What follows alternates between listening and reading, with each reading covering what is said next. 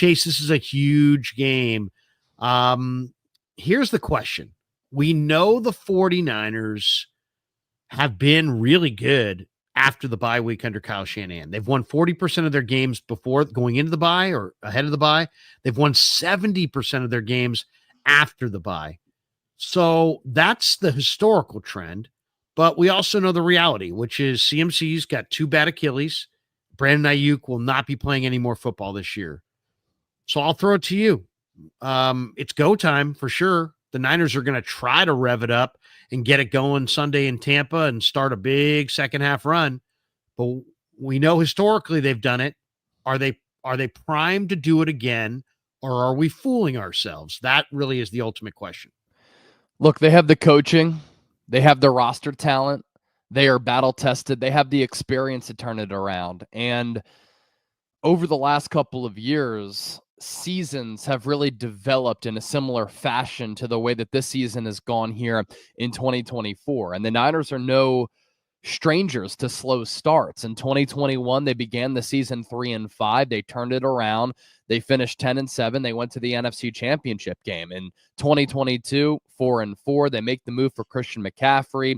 And from the time that he became a starter, they didn't lose again until the NFC Championship game. In 2023, they started 5-0. They lost 3 games in a row. 12-7 was their final record last year. And obviously they got the number 1 seed, home field advantage, and they made it to the Super Bowl.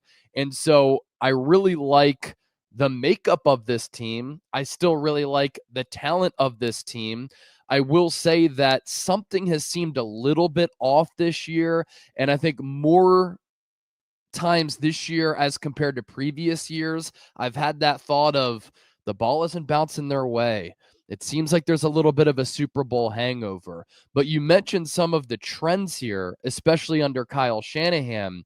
The 49ers 21-33 before the bye week under his watch, 43-18 following the bye week. And over the last 3 years, San Francisco is 30-8 in the second half of the season. We're at the halfway point here. And lastly, when you look at the Niners' numbers, they've actually been a pretty productive football team. They've just lost a couple of games that they shouldn't have lost against the Los Angeles Rams, against the Arizona Cardinals. But if you're looking to go glass half full here, number 6 in points per game, number 2 in yards per game, number 2 in yards per play, but they are 28th in red zone percentage as far as scoring touchdowns when they get inside that red area. Defensively, they're 16th in points per game, 10th in yards per game, 12th in yards per play, 25th on third downs, and 22nd in the red area. So if the Niners, Larry, are to turn it around, they have to start converting in the red zone offensively. I do think Christian McCaffrey can help in that category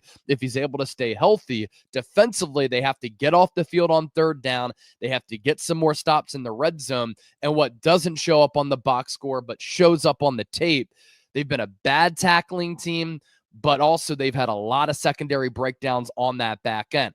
These things are fixable. These things are correctable, but that's the trend that has really transpired all throughout this year. And if that continues in a loaded NFC, where if the season were to end right now, the Niners wouldn't make the playoffs, they might be on the outside looking in. You mentioned the red zone. I mean, the Niners with CMC 14-5, they're scoring 29 a game. They're 67% touchdowns in the red zone. Without CMC, they're 4-4 in 8 games. They don't average 29. They average 26.3, and they don't. They're not 67% in the red zone. They're 49% in the red zone, as you said, bottom third of the league. So that's what they've done with and without McCaffrey. How much is he going to impact their red zone? Probably a lot. It's. To me, the one thing I can't decide here is I can't decide what Tampa's going to do in this game. I was looking at the injury report yesterday from Tampa. Mike Evans is out. Chris Godwin is out. Baker Mayfield had turf toe or toe pain. He didn't practice Wednesday or Thursday. Jalen McMillan, the young wide receiver, he's out. Sterling Shepard, who is kind of like their only wide receiver at the end of the Kansas City game last week, he's got a hamstring and didn't practice Wednesday or Thursday. So I mean, what are we talking about? So no Sterling Shepard, no Godwin, no Evans. Baker's got a toe problem, and this team's on a short week against the Niners off the bye. Is Tampa's offense going to do anything in this game? I mean, how's Tampa going to score against the Niners? Is Cade Otton going to dominate the Niners? Is Trey Palmer going to dominate the Niners? Is Bucky Irving in this run game going to dominate? I mean, how do you see Tampa putting together drives against the 49ers defense? Because the Niners defense needs a get right game. And just looking at this Tampa depth chart, this might be it. Yeah, no, all good points. And I've been talking about that on the 49ers report this week. And it's funny, too. The state of Florida has served as the get-right state for San Francisco a few times over the last few years. So in 2021, they started 3-5. They came out of the bye. They went to Jacksonville, and they pummeled the Jags. Last year, after they lost 3 games in a row, they went to Jacksonville, dominated that game as well. And here they are, 4-4, coming out of the bye, going to Florida to take on the Tampa Bay Buccaneers. They have the rest advantage. They're the healthier team, even though the Niners are a little bit banged up. They're the better coach team. They are better on both sides of the ball. They have momentum working in their favor. They understand that this is the game that can serve as that launching pad for the rest of the year. For Tampa Bay, look, Baker Mayfield's been really good this year. He has, I think, 23 touchdowns to 7 interceptions. He's completing more than 70% of his passes. Because the Buccaneers are so light-handed at receiver, they do have a really good offensive line. Because of that, they can protect Baker. They can run the football successfully. But to neutralize the Niners' pass rush, and we know that San Francisco always tries to generate pressure with 4 ideally, Baker Mayfield's going to get rid of the ball really quickly. And so you're going to see that as part of the game plan, I think. Cade Otton is a really good player who's very underrated at that tight end spot, but because they lack some of the other complementary weapons, San Francisco's emphasis should really be to take him out of the game plan and out of the game. Now, he does have a really good kinship working right now in synergy with Baker Mayfield, because Mayfield knows that's the guy who I can trust. That's the guy who I can go to. And so Fred Warner against him, that's a big matchup. If you see Devondre Campbell going up against him, that's a big matchup. Defensively, this Buccaneers team is bad. They are 28th in points per game, 30th in yards per game, 27th in yards per play, 23rd on third downs, 21st in the red zone. So there's really no excuse for San Francisco to struggle to put points on the board and to move the football against Tampa Bay.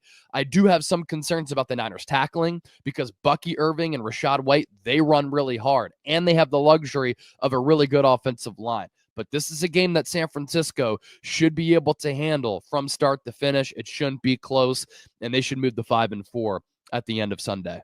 You know, it's amazing. A lot of this is about red zone. Last year, the Niners, as we said, 67.2% in the red zone. It led the NFL. You look at them this year, the Niners are one of 5 teams converting red zone trips into touchdowns, less than 50%. Green Bay, Pittsburgh, Dallas, and the Giants are the other teams. To me, is there any way the Niners lose this game? I mean, Mike Evans and Chris Godwin, without those guys, it's meant a ton more of Cade Otton. He entered Monday Night Football with 10 targets in back-to-back games. And then he had 17 first read or design targets, most of any tight end in the NFL over the last couple of weeks. And then after Monday Night Football, he's got 24 first read targets, 5th most of any receiver in the NFL in the last 3 weeks. So it's been a lot of Cade Otton. Yep. How do you see the matchup with the Niners defense trying to slow down the Tampa tight end? Yeah, as I mentioned, the Niners have a great luxury of being able to put Fred Warner on him. The unfortunate thing for San Francisco is that if he's matched up against a linebacker and it's not Fred Warner and it is Devondre Campbell, that's an issue. And so Fred Warner, this is an opportunity for him to really have one of those statement games and just lock down Cade Otton. Now, at that cornerback spot, you have a couple of different options that you could throw his way as well. But the offense really, to your point, has been going through K-Dot. And I mean, he has a bunch of targets. He fared very well against Kansas City. He's really good at finding some of those pockets within the defense. And then Baker Mayfield has done such a good job of just having that temperature for where he's going to be and what he's going to do. Doesn't drop a lot of passes. He's pretty physical and running as well. And again, I think he's one of the more underrated tight ends in the NFL. So if the Niners can kind of work on chipping him and disrupting some of those routes, you have to do that. Fred Warner, obviously, is one of the best off-ball coverage linebackers that we have ever seen in the history of football. But this is a game, and when the Niners go up against quality tight ends, this is where they really miss Dre Greenlaw in these types of spots, because him and Fred Warner combined to be one of the top linebacking duos in the NFL. Both are so good in coverage, and we saw that last year when they were just so dominant as a 1-2 punch at that second level. The Niners are 5-6, by the way, when McCaffrey gets fewer than 10 carries or doesn't play. In his career with the Panthers and Niners, those two teams are 22 and 32 straight up when he either doesn't play or has fewer than 10 carries. In games when he has started for the Niners, they've gone 26-6. I mean, that's pretty amazing. 5-6 without him, 26-6 with him. It's pretty amazing for one running back.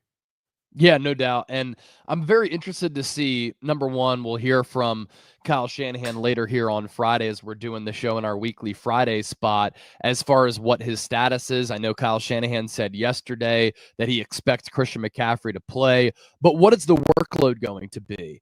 And he's coming off an injury. It's bilateral Achilles tendonitis. He might feel good right now. Could that flare up at any moment? And the Niners have used him so much since that trade over the last year and a half, partially because he's such a great player, also because he loves playing the game of football.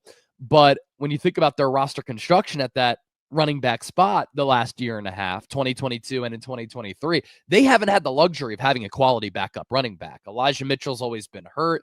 Niners haven't been able to count on him, and nobody else has really taken that role. The Niners coaching staff, I don't think, really trusted Jordan Mason last year, although we've always seen the talent. You and I think they should have utilized him a little bit more because they ran McCaffrey into the ground a little bit, which could have led to this bilateral Achilles tendonitis. But I'm very curious to see how they manage McCaffrey's workload. You know, I did some math on this, and I'm just not sure, because you gave McCaffrey the extension, you upped his average annual value, you gave him guaranteed money, he's signed through 2027.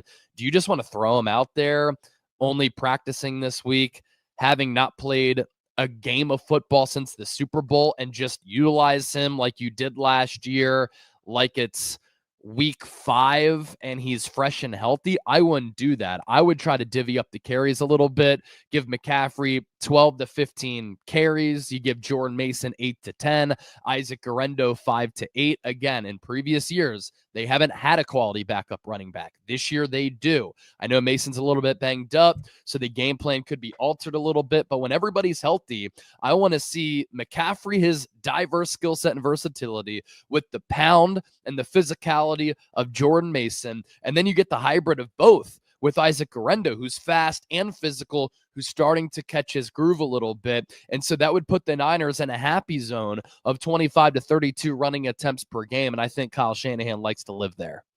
You know, one of the questions I'm going to ask Kyle today, or probably a short presser, so I'll probably only get one. But I want to ask him about this run game in McCaffrey and running against Tampa with the stacked boxes.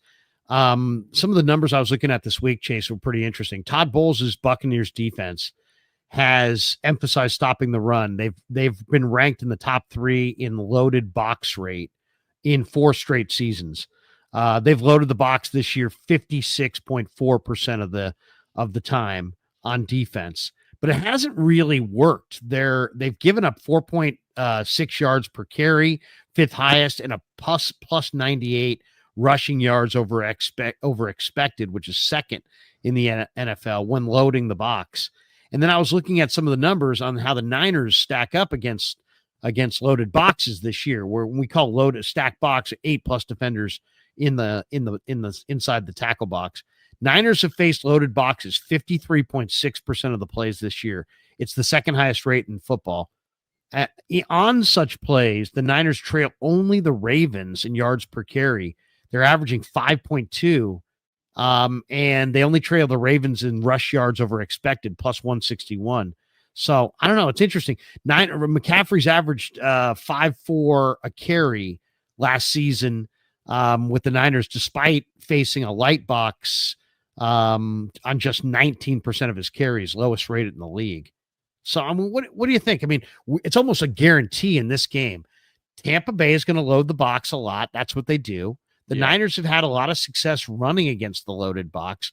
I'm going to ask Shanahan why that is in his mind later at this presser today. What do you think? Before we'll throw it to him, and obviously it'll be interesting to see what he says. But what would be your guess? Why have the Niners had success running against loaded boxes this year? I think part of it is the physicality of Jordan Mason. He does such a good job of running physically with the strong lower half, breaking tackles. And so sometimes when the Niners have to go up against that loaded box, it doesn't matter. When you think about the Niners scheme too, in the running game, especially when they try to get out to the perimeter, even when they run in between the tackles, you're seeing a lot of pull blocks, right? And you're seeing offensive linemen move a lot. And so even if the team stacks the box, it's almost like Dominic Pooney, for instance, will block one guy and then he'll move on to that other guy. And then that's the sliver of daylight for Jordan Mason, Isaac Guerendo to pick up yards. It also just comes down to overall talent. I mean, when Christian McCaffrey goes up against a loaded box, vision, patience, explosiveness. For Jordan Mason, I think he's really decisive. And so when he sees the hole, he hits the hole, and he's able to make that a very advantageous and efficient play. The other thing, too, that I want to note with Tampa Bay, Todd Bowles is very aggressive. And so when they load boxes, the Buccaneers blitz more than 50% of the time. It's one of the highest rates among all teams in the NFL. And it's so weird how Kyle Shanahan can struggle against the likes of Steve Spagnuolo and Brian Flores and Jim Schwartz, some of the top defensive coordinators in the game. And Todd Bowles is one of the top defensive minds in the game. But Kyle Shanahan's been able to have a lot of success against Todd Bowles. It's just so weird how it works out that way. And I expect that to be the case again come Sunday. As far as touches, I would love to see the Niners run 35 to 40 times. I would love to see Christian get maybe 15 carries, maybe 10 each for Mason and Guerendo, depending on Mason's health. As you mentioned before, he's a little dinged. But that's what I'd love to see. The number that jumped out to me, though, Chase, Tampa Bay has allowed 55 receptions to running backs this year. That's the second most in the NFL. Only Buffalo has allowed more receptions to running backs in the NFL this year. Maybe it's a big dump it off to the backs in the backfield, out of the backfield kind of a game. Maybe it's a throw it to CMC, throw it to Mason, throw it to Guerendo. We haven't really seen the Niners throw it to Guerendo very much, and he was a high school wide receiver. Right. I'm eager to see what he looks like out of the backfield, because it's one thing to hand it to him, and it's pretty clear if he can get to the second level, he's dangerous. If he gets to that third level, he's gone. No doubt. But they haven't gotten. I'd love to see them get him out in open spaces as a pass receiver and see what that looks like, because I think it might be easier to do. To just get him out there. If he makes one guy miss in open spaces, I mean, to me, without Ayuk, they're going to, what do you know you're missing? You're missing those chunk yardage plays. Somehow they're going to have to get that out of Cowing and Guerendo because that's the speed that they have. And those are the guys that can get deep. Yep. No, I agree. And you think about ways to kind of counter a heavy box, right? It's wheel routes from the running back. It's some of those screen passes. It's let's let the defensive linemen and the blitzers get upfield, but then the running back will fake block, then he'll leak out into the flat, dump off, and then there's plenty of real estate in front of that player. And so I'd like to see the Niners target running backs out of the backfield a little bit more. Naturally, I think that's just going to obviously organically happen with the return of McCaffrey, because you'd be idiotic to not utilize him in that manner. I was also listening to Tom Brady on The Herd yesterday with Colin Cowherd, Fox Sports Radio, and he was saying how because the Niners haven't had that threat of a running back coming out of the backfield, they've had to face a lot of heavy fronts and stacked boxes. And so that's really allowed defenses to generate pressure on Brock Purdy, but defend them in a way where his vision line is kind of clouded because teams are coming up closer to the line of scrimmage. Now you insert Christian McCaffrey, teams have to account for him. And so you can establish that run. You start to get him involved in the pass game a little bit, but then you can start to throw it over the top in those intermediate to deep areas of the field. And I think it just allows San Francisco to be a little bit more complimentary. I'm in agreement with you. Like when I watched Isaac Guerendo at Louisville, he was a natural pass catcher. What we've seen so far in the preseason and during the year, he's a pretty natural pass catcher. And we started to see that a little bit more against the Dallas Cowboys. Jordan Mason has worked on his receiver skills, and I think he's looked a little bit more comfortable. I just don't know if the 49ers have utilized some of these screen passes enough, and hopefully that's kind of a bye-week change, which can counter what defenses are doing, make the Niners offense a little bit more multiple, and in turn make them more difficult to defend. Let's do a better lineup. But the one thing I thought was amazing when I saw how big this game is for both the Niners and the Bucs. If the Niners win, they've got a 66% chance of making the playoffs. If they lose, they've got a 36% chance of making the playoffs. Tampa, if they win on Sunday, they have a 54% chance of making the playoffs. If they lose, it drops to 23%. It kind of paints the picture of the urgency. It's week 10. Both these teams, Niners are not happy with where they're at. This is a huge game. Absolutely huge game, especially when you look at Buffalo, Green Bay, some of these tough teams that they play. They play 3 tough games on the road against Green Bay, Buffalo, and Tampa here. And this is probably the easiest of the 3. They have to get this one Sunday morning in Tampa Bay. I do think they will.